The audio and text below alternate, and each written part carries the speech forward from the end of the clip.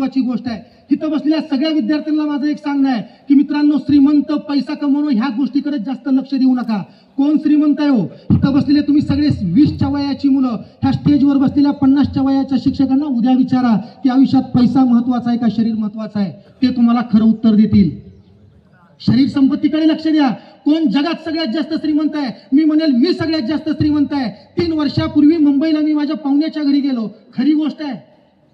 त्यानं मला एका हॉटेलला जेवायला नेलं. आम्ही 15-20 किलोमीटरचा प्रवास करून 2 तास वेटिंग मध्ये दोघांचं 1900 रुपये बिल.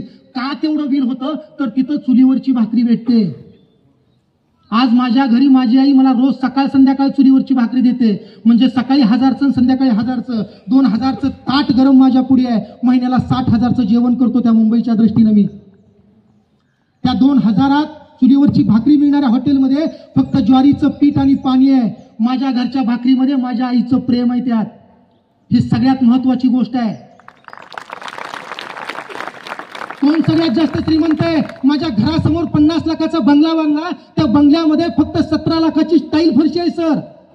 पण ती स्टाईल फरशीवरती चालत असताना डॉक्टरांनी सांगितलं तुमच्या पायाला खाल्लं काहीतरी टोचलं पाहिजे म्हणून डॉक्टरेट चप्पल तुम्ही घाला. म्हणजे 16 लाखाची स्टाईल टाकून घरात जर खरमुडी चप्पल घालायची असेल तर माझ्या घरात शहाबादी फरशी आहे.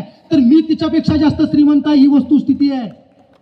आज मुंबईमध्ये रामदेव बाबाच्या गाईच्या गोट्यातनं फिरण्यासाठी 500 रुपयाचं तिकीट आहे. का तर गाईचं गोमूत्र आणि शेण ह्याचा वास तुम्हाला आला पाहिजे आणि तुमच्या पायाला ते लागलं पाहिजे. माझा बाप रोज सकाळ संध्याकाळ 4 गाईचं शेण काढतं. तो सगळ्यात जास्त श्रीमंत आहे. ही वस्तुस्थिती आहे. भविष्य काळाकडे बघत असताना तुम्ही कशाला